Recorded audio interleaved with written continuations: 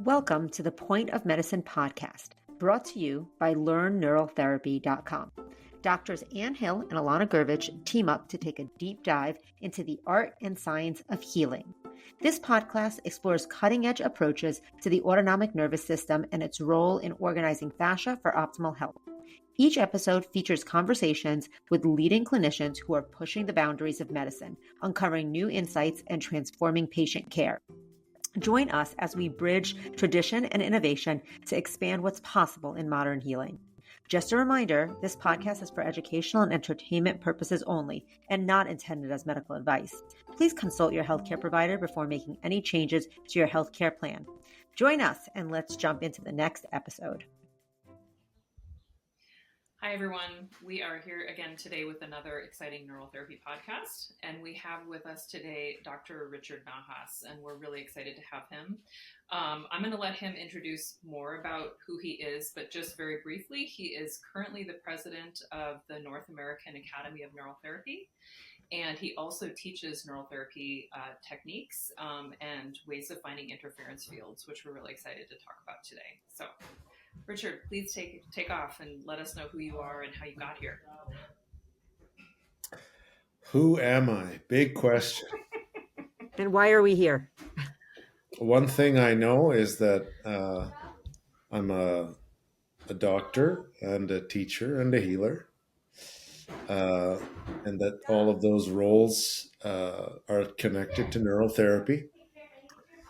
I have a full-time clinical practice that is divided between Ottawa and Manhattan, where I've just recently started setting up a shingle. And the reason I'm there is because it seems like the most appropriate platform to create awareness about blockage-based care as a major advance in the history of medicine that I think is the most meaningful thing I can devote my time and energy to moving forward. And that is also related to neural therapy. Great. So it's a pleasure to serve the Academy. And it's a pleasure to talk about neurotherapy with you guys and promote awareness of this wonderful approach. But beyond just injections, recognizing that these lesions are important, that we all have them, and that if you target your efforts at these lesions, you can take a personalized approach to your healing. Great. Can we actually have you a little bit dive into what you see these lesions as, just so our audience can kind of get an awareness of where your perspective is? Well, classical neural therapy involves the use of procaine. And that's primarily based on the state of the art at the time. Procaine was widely used, and when it was discovered that putting procaine into these lesions triggered a healing response, it was presumed that the lesion must exist in the nervous system because that's what local anesthetics target. So specifically lesions in the autonomic nervous system. The idea that there is a disturbed circuit in the nervous system that leads to hyper-irritable autonomic fibers, so that a stimulus that should not trigger the stress response will trigger that stress response. And that repeatedly activating the stress response is not good for you. So targeting these lesions with a therapy that temporarily turns that off, blocks that response, creates a window that the body can use to restore homeostasis, to heal itself. And I guess that includes, on some level, allowing neurons to heal and return to normal function. But what we know now about how the nervous system works in conjunction with the immune system, the endocrine system, manifesting responses that include, neurotransmitters and hormones and cytokines and thoughts and emotions. So we think of this psychoneuroimmunology network, like the operating system of the body, which is quite tightly under the control of the autonomic nervous system, but kind of extends beyond that. And so there's this kind of really dumb, no brainer concept that it doesn't take a genius to understand that the places where you've been hurt before are places where your nervous system and your regulatory system might be a little vulnerable. The idea that our wounds heal, but they almost never heal completely. And even if they're 98% healed, they're the weak link in your system. So stabilizing those areas is the best way to stabilize your system overall. So I think that's why neural therapy can be thought of as a real kind of Trojan horse for practitioners of all disciplines to come together around a kind of a common principle that, like, regardless of what your modality is, you should be treating these lesions because everybody has them. I'm just going to take the next question because I know that you have had some great people that you've studied with. Can you tell us a little bit about like how you got into neural therapy, and as a doctor, how you started realizing like these lesions or interference fields were important? Well, my journey led me to integrative medicine in kind of a different way. When the SARS virus, the kind of the first round of COVID, came to Toronto, I was an ER doctor and had the opportunity to be involved sort of firsthand with the CDC, wearing a spacesuit, looking after SARS patients. And when all was said and done, and we learned that the odds of dying of SARS were twice as high if you were diabetic, there was this kind of aha moment that medicine is really not doing anything to address the healing response. So I took the opportunity to do some backpacking and wanted to take a break from medicine and wasn't sure how it was going to evolve, but it turned into a 2-year backpacking trip in South America and India and Eastern Europe. And I was really quite drawn to indigenous healers in several cultures, shaman, medicine men, plant healers, but also Ayurvedic doctors, TCM doctors. And one of the common principles was these fractures or these lesions or these holes in your soul where, either bad energy can get in or some of your vital energy can escape. This is sort of one of the most primitive concepts in all of healing. And my background is Egyptian, and so I've been kind of drawn to ancient Egyptian medicine, and I found it really fascinating that mummies in Egypt and mummies in Peru have had the same cranial deformation done. And so, I'm aware of the Iceman that was found in Austria with acupuncture meridians tattooed on his body on points that corresponded to pathology in his tissues. So I've always had this idea that there are things that are worth knowing about the human body that we didn't learn in medical school. And so, the concept of blockages was a part of my sort of approach from the beginning. And then I connected with Robert Kidd, uh, super inspiring guy, became a really dear friend. We shared many meals together at a restaurant in the countryside called The Duck. Um, and he had a very osteopathic approach to neural therapy. He was a very hands-on guy. He was a sheep farmer. He built his house with his hands. Um, and towards the end of his career, he was not injecting. He was using the TENS cam device. I remember And uh, my my trajectory, I think, has been guided by kind of my relationship with Dr. Kidd on a few levels. I often find myself not thinking, what would Jesus do, but what would Dr. Kidd do? um, so great, man.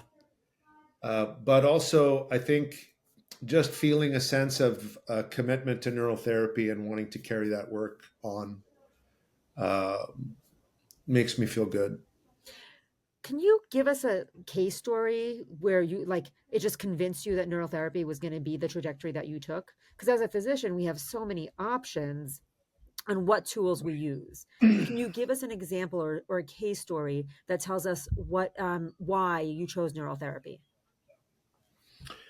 Well, I think it's fair to say that neural therapy is one of a handful of tools that I use together. Mm-hmm. And uh, I think rather than saying I use neural therapy, I would say I use neural therapy as part of a blockage based approach. So I also use my hands Mm-hmm. to release restrictions in fascia that often coexist with interference fields because they're scars. Uh, and if I want to target the part of that circuit that involves the central nervous system, I'll use ear acupuncture Mm-hmm. to target that Mm-hmm. point. But I think the muscle testing side of things uh, has been the most interesting piece of what I do, and that's the part I'm happy to discuss in a bit more Mm-hmm. depth because I think that's the part that is kind of unique that I'm bringing to the field. Mm-hmm. In terms of a case, it was actually a case involving a TensCam device. Mm-hmm. There's a number of cases that I can share, but this one is particularly noteworthy because it opened my eyes about a few things. So there's a patient who I had been treating for bladder related symptoms, who had done really well after neurotherapy of the plexus. Mm-hmm. And this was the Yeah, pelvic plexus, like a Frankenhausen yeah, injection. Okay. yeah. But in this patient as well, there was an ankle injury on that side, and it was the treating of the two together that Mm-hmm. led to the final release. So that was another interesting case where you realize that the meridian as a whole is the thing that you're targeting. That's the circuit. uh, if you think of an interference field as part of a disturbed circuit in the nervous system, and you think of the nervous system as a bunch of circuits, the meridians are the circuits. the divisions, the I don't know if functional I've segments I don't know of if the I've nervous system. ever heard that before. Have you ever heard that before, Anne? I don't know if I've ever heard it described that way. No, I haven't heard it described that way either. It's such an interesting theory that changes the way, me as an acupuncturist, I think in Chinese medicine and I think in meridians, but I don't know if I've ever combined so intricately the theory of meridians and the interference field. It's it just changes the way I view things, to be honest. Well, that's what we did this past weekend, and it was super gratifying. So the way I want to bring blockage-based care to, a wider audience is to introduce the concept of palpation as a muscle test.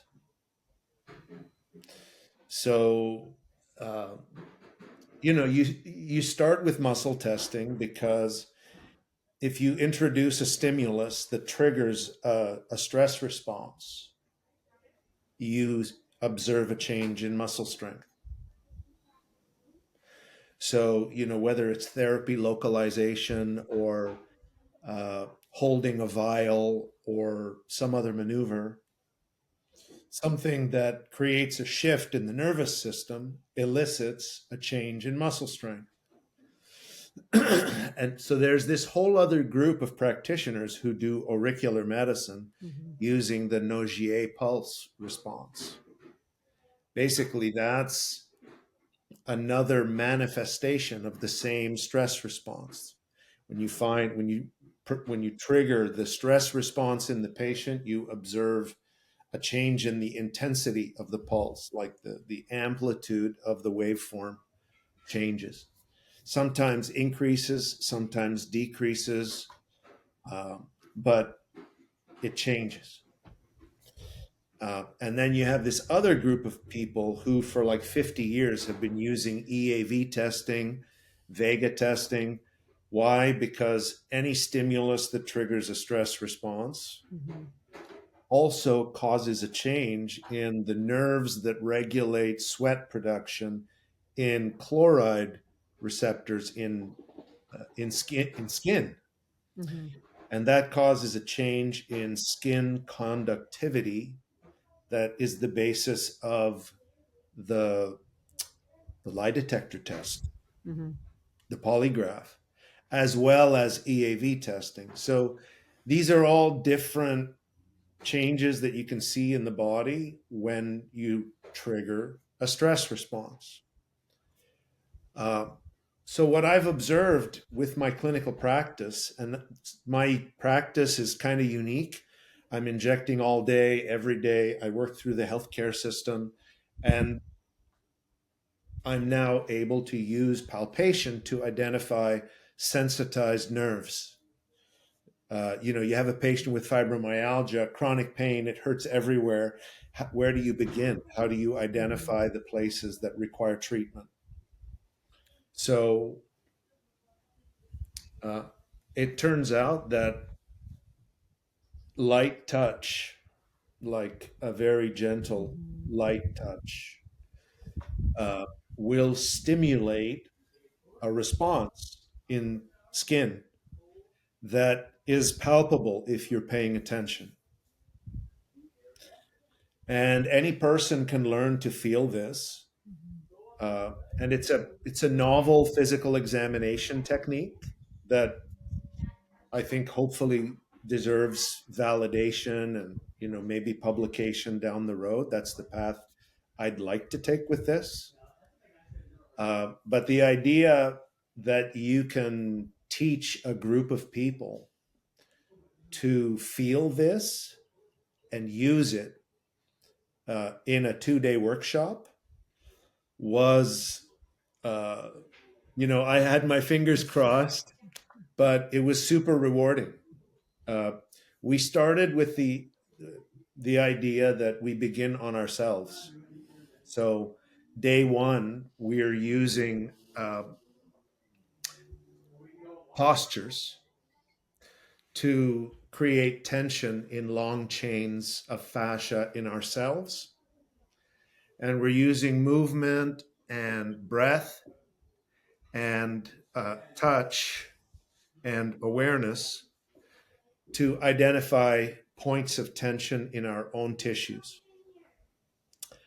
And being able to practice like again and again and again. It's not like, we'll do a lecture and then you do a breakout and you might palpate 3 times. No, people practiced 200 times in one day. So it gave them a sense of what they're supposed to be feeling. And I was able to accelerate the learning curve because there were a number of people who could feel it right away. There were a group of people who could feel it, but they just weren't sure. They needed a bit of reassurance. And then there was another group of people who really were struggling and required repeated direction and feedback. But even that last group could feel what they needed to feel to do an injection that delivered results. So on like a patient, like a fibromyalgia patient who has pain everywhere, probably micro-inflammations and, congestion of the meridians and, inflammation of the circuits, where do you even start? Well, you start where the symptoms are the most significant, if you like, but you can use palpation to decide where the stress response is focused. Because as you know, like when you do neural therapy, guided by applied kinesiology, there's always this notion that the sequence of things is important, and that if you treat the wrong point in the wrong order, you can provoke a flare or a Herxheimer response.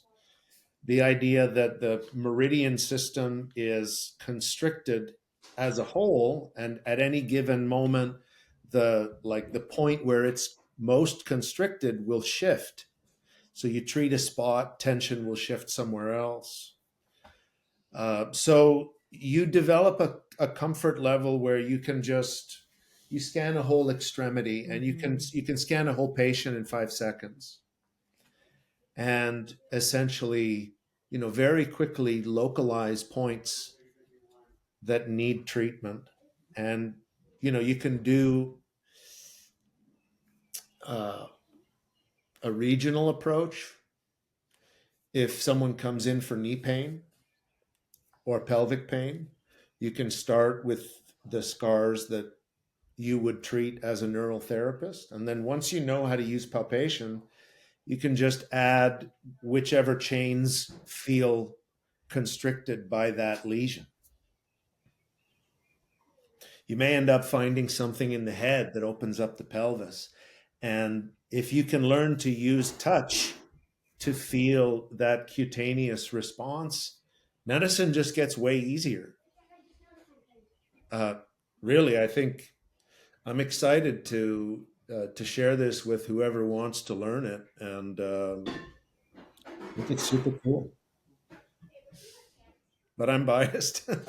But no, I mean, I think it's been uh, an interesting journey for me, but I've approached this from, I think, a perspective that has connected some dots in a new way. And I think it brings meridian anatomy to life, and uh, helps us understand how, like the organs are really wrapped in those layers of fascia that we treat with needles in the leg.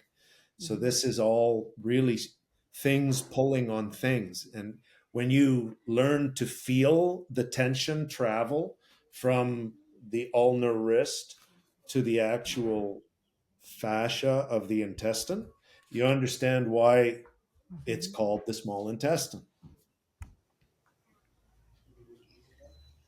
So that's I love hearing this because I feel like as a body worker, doing osteopathic medicine, I feel like I was, feeling all that for so long, and then introducing neural therapy, I was finally felt like I could like work on one place with my hands and do neural therapy, in another place. So it was kind of like I felt like I kind of upped my game with working with like 4 hands rather than 2 hands.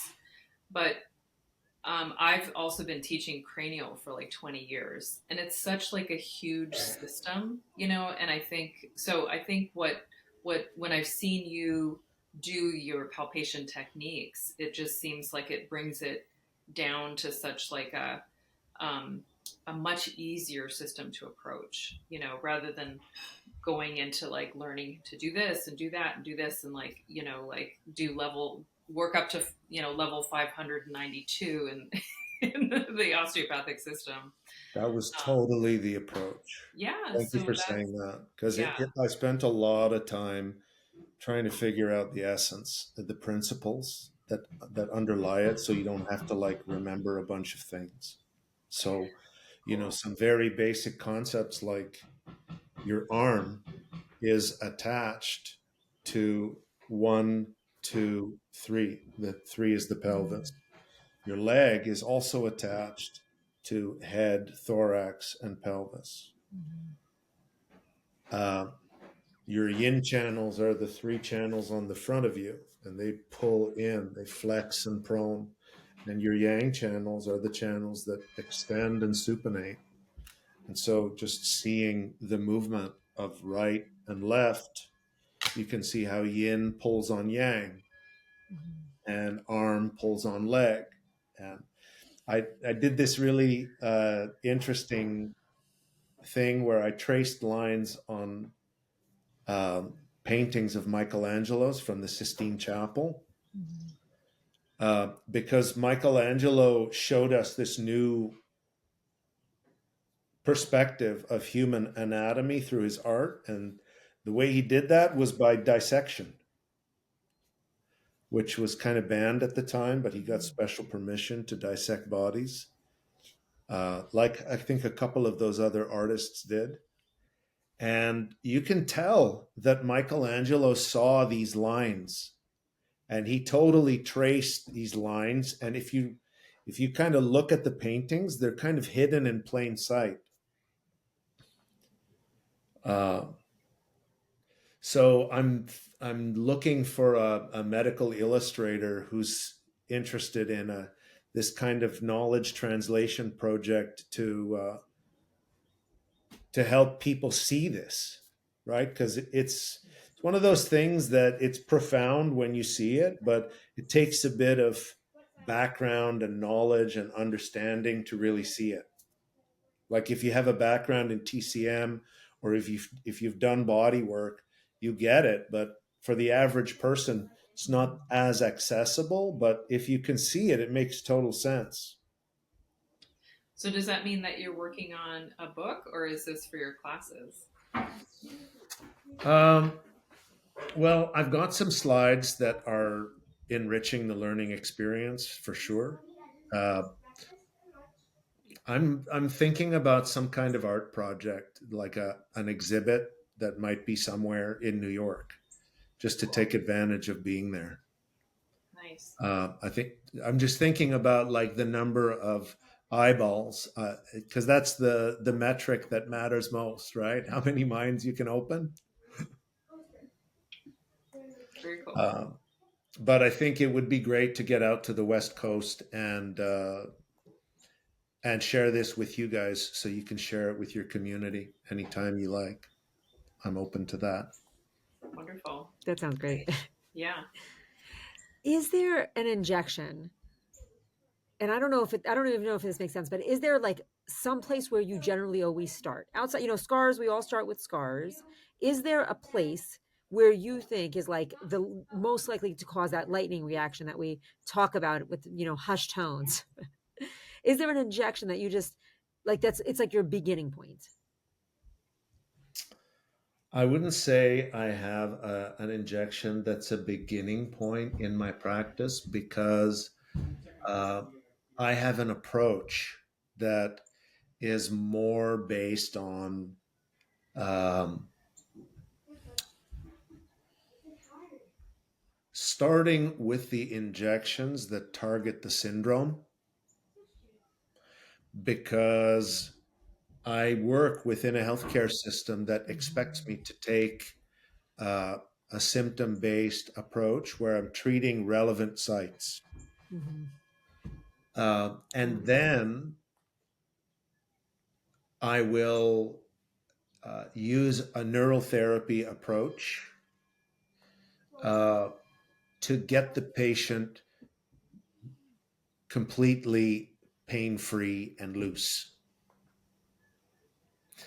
And when I'm treating any residual pain and stiffness in the neck or the shoulder or the upper extremity anywhere, I love to start with the hand. In the interossei are a big deal. Anytime you've fallen on an outstretched hand, the chance of having a tiny little spasm that creates a kink in this whole chain and causes a little stitch in here is very high. And for the same reason, I really like treating the interosseous muscles in the feet to treat back pain and lumbar stuff. How do people respond to that?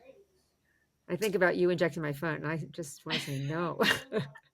Well, um, it's not their favorite to get, but my patients are accustomed to the reward being worth the The- discomfort. and when you're injecting the foot, you're starting on the bottom or on the top of the foot? No, I try to avoid the bottom of the Okay, foot, that but seems nicer.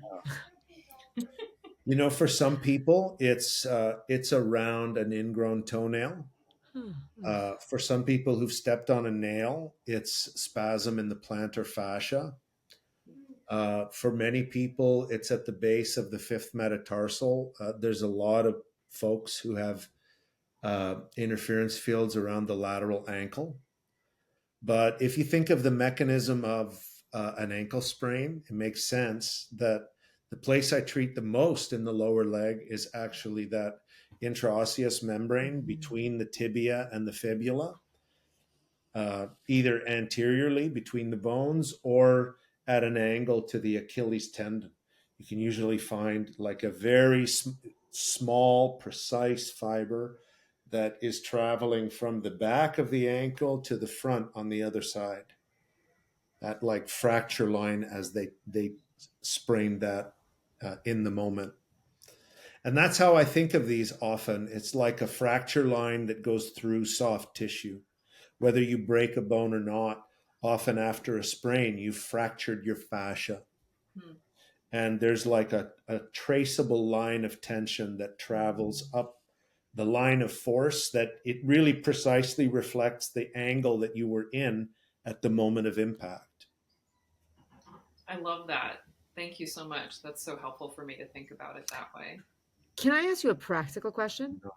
So you're injecting the foot or the hand or the area where there's the dysfunction.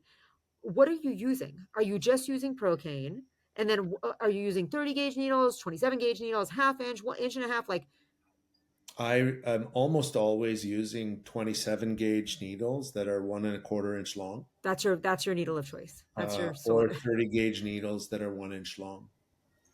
I have some injections that I do with 25 gauge needles that are 2 inches long.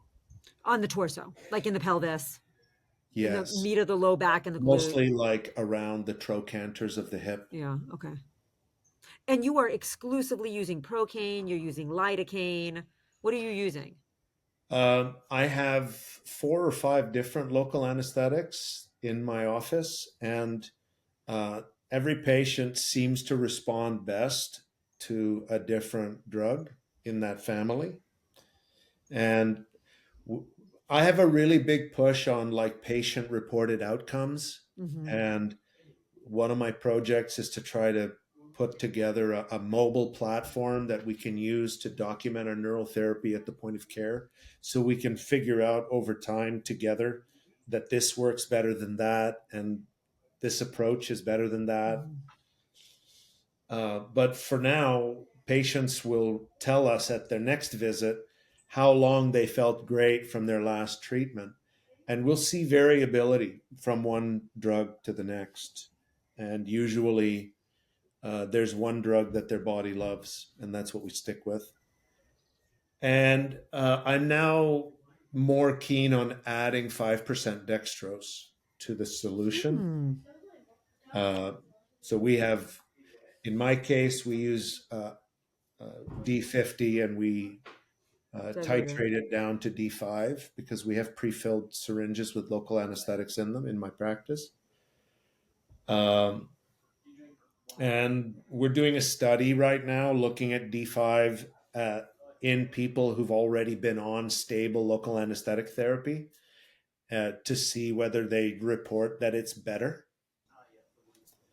And we're just crunching the numbers now, but just anecdotally, there's a bunch of people who notice that D5 makes a big difference. Yeah, I think both of us are using D5 in our practice. Just not, I'm not. Anne, are you mixing it with Procan? I'm just using it on its own. No, but that makes me think It I might does. want to try that. Yeah, because they both work so similarly with the nervous system. And I think differently. I'm going to step away for a minute. My computer's going to die. Okay. Sure. I'll let you go on to the next question. Okay, I'm going to ask you a technical question too. How has it been moving to the US? Because in Canada, you guys have like a social healthcare system, correct? Are you doing like independent healthcare there? Are you working like for us within the system? And then in the US, I'm working within the system in Canada. working. So you're doing this within the system there. Well, I think that's an interesting question because the way I think about what I do is that the neural therapy that I do counts as trigger point injections. Got it. So I'm doing nerve block procedures, which are indicated for the patients I'm treating. And my neural therapy is just trigger points. And within the healthcare system in Ontario, you can bill for up to 3 trigger points. I'll just do whatever's indicated, and patients don't pay for what I do. In some cases, patients will request ozone in addition to their injection therapy, and we charge a small fee for ozone. In my office in Manhattan, I've decided that I don't want to do insurance medicine. So it takes time to build a practice, and I'm posting on Instagram now and learning to do the things. Yeah. And I think I'm looking forward to seeing this evolve in a direction where I can just do. I can use the approach that I advocate in all of my patients, and that is, you come to me with a knee problem. I'm going to, of course, treat your knee, but I'm only going to consider your treatment complete if I've treated the things that I think are contributing to your knee pain, and I've done as much as I can to move your health forward in a more significant way. So I'm doing this, I'm taking an approach in my practice where I'm packaging 3 treatments as an intervention that I think has a really good chance of delivering a meaningful, lasting result in a majority of people, right? If I can't create a lasting change in 3 visits, then I'll tell you what to do next, but it's probably not me. Yeah. So your practice is really exclusively injection based. Yes, that's, I mean, I think that I'm here to preach from the mountaintops that no matter what you're doing, you should be treating interference fields. And I could treat interference fields in many ways. And I do. It's not just injections, but I think if you can do injections, it's such a powerful modality that, when I do my myofascial work on patients before and after my injections, they're like, oh, wow, that feels so great. How did you learn this? And, why are you doing this? And I tell them I'm like a massage therapist, but I cheat because the injections, accelerate and move the body in the direction I want it to go. Mhm. So the two modalities work really well together. But the same thing can be done with an acupuncture needle in the right hands. You you intend the tissues to release, they release. Um, and I think any handheld device is the same. If you learn to connect with that feeling of tension and you learn to work with movement and breath to trigger tension and release uh, within your own body, just very empowering in terms of how you go about your daily life. If you're struggling with stuff, you can like literally work on yourself. How nice is that? The inner physician. Yeah. Can I ask some Nant questions now? Yeah. Because we have a little bit of time, just a little bit of time left. So you just recently this year became president of the North American Academy of Neurotherapy. Can you tell us a little bit about what your goals are for the association? I can't remember how long people are president for, but what are your goals and how do you want to help neurotherapy in the US and in Canada and Mexico, I think, too, right? I can't That's remember, right. but I think it's like all three countries in there. That's So, right. Well, there are three things that I want to do to move things forward. One is I would like to grow membership, uh, and I would like to target uh, practitioners who don't inject, in addition to injectors. And I want to introduce the paradigm of neural therapy to uh, a wider group of folks, uh, primarily by uh, creating conversations like the ones that we've had. Uh, we did one with Jeff Morrison from AAEM. We're going to do one with David Vinyas. We're going to do one with Frank Schallenberger about how neurotherapy and ozone overlap. And we're looking at the osteopaths because their approach overlaps with neurotherapy. So just looking at audiences who should be thinking about interference fields. Uh, and hopefully creating value by um, having a database of our members that patients can search that is a bit more useful and tied to your zip code, et cetera, so that potential members would see the value in buying a membership because, even if you get one patient per year who finds you there, it's worth it. Second is trying to build a bridge to IFMANT and working to collaborate on um, research or advocacy or both with some of the leaders on the European side. can you just say for our listeners what IFMANT stands for? It's the International Federation of Medical Associations for Neurotherapy. Okay, thank you. And there are about 30 members worldwide, 30 countries. Okay. And there's been a sticking block with NANT because one of IFMANT's bylaws is that to be a member of IFMANT, you're only allowed to have medical doctors or vets or dentists as members. So NANT reflects the healthcare landscape in America, which is more integrative and consumer driven. And uh,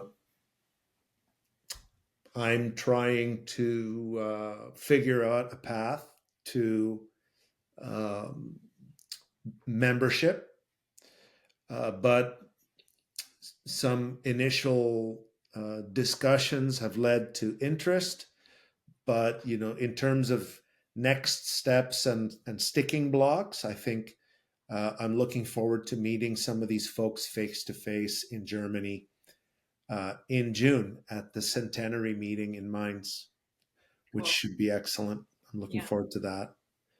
And then the third is research.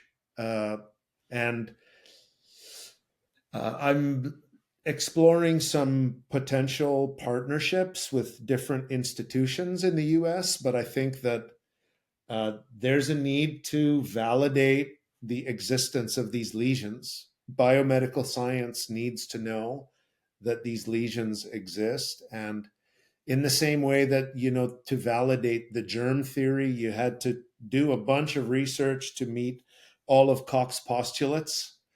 I think that we're going to need clinical evidence at the point of care, but we're also going to need, physiology data and real-time objective measurement of phenomena taking place before and after an interference field is injected in order to move the needle on this.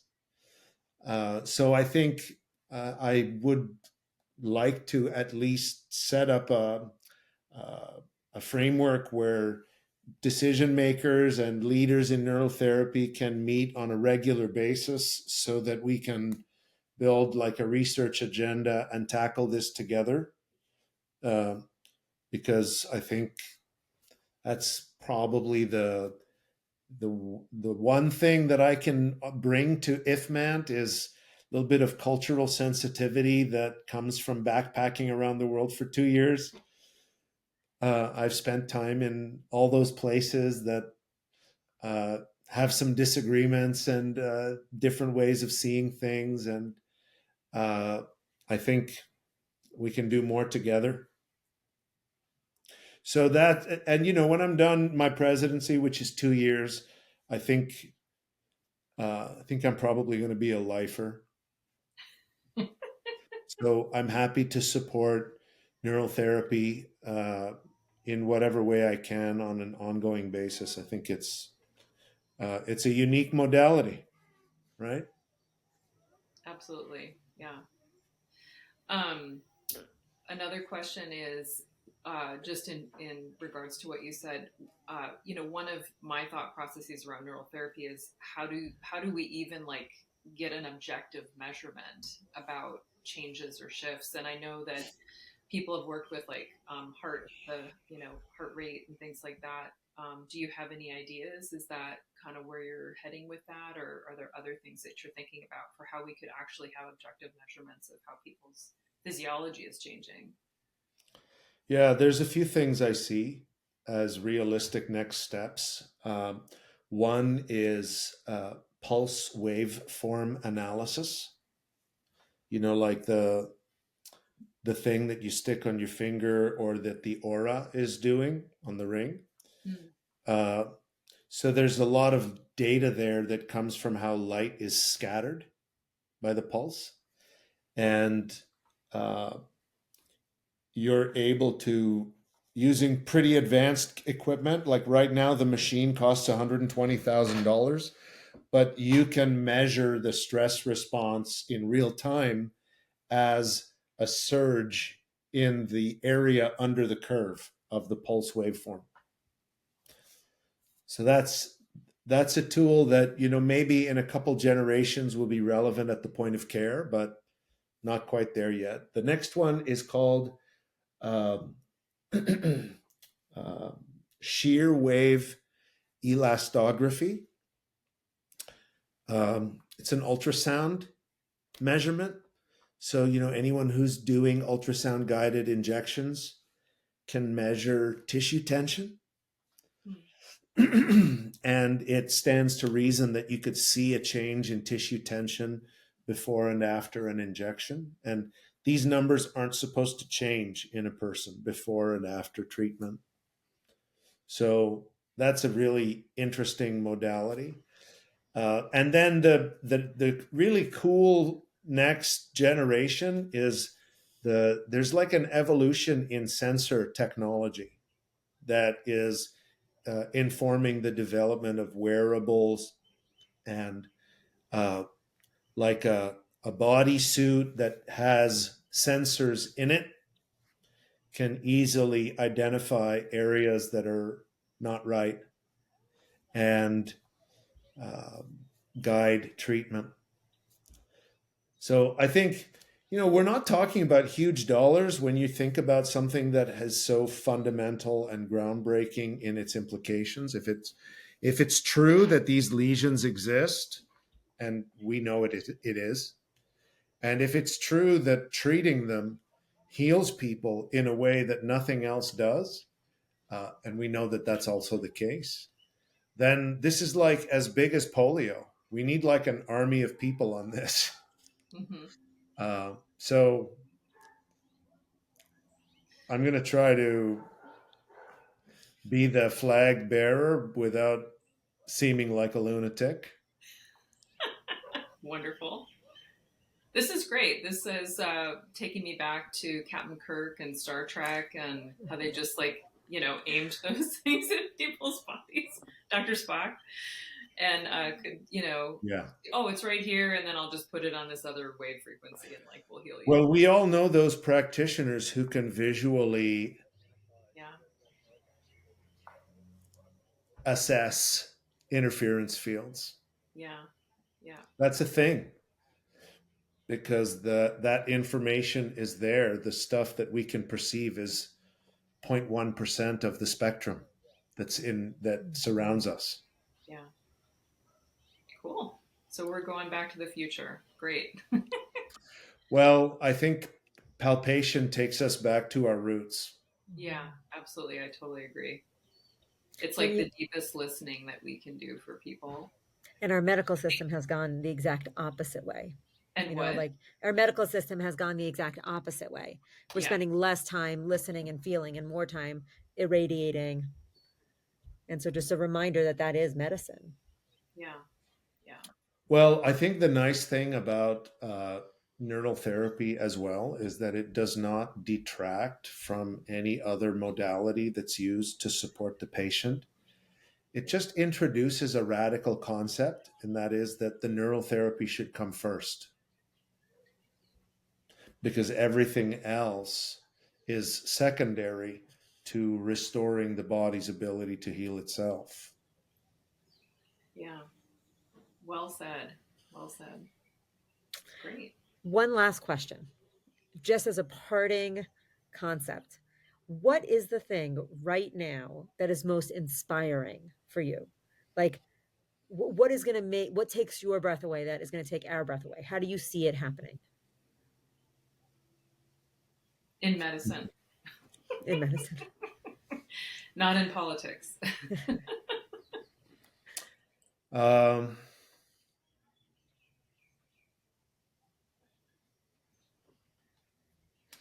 I think that we're at the beginning of a period of such dramatic change that we can't even imagine what the world is going to be like for us as people and as physicians, as parents, as practitioners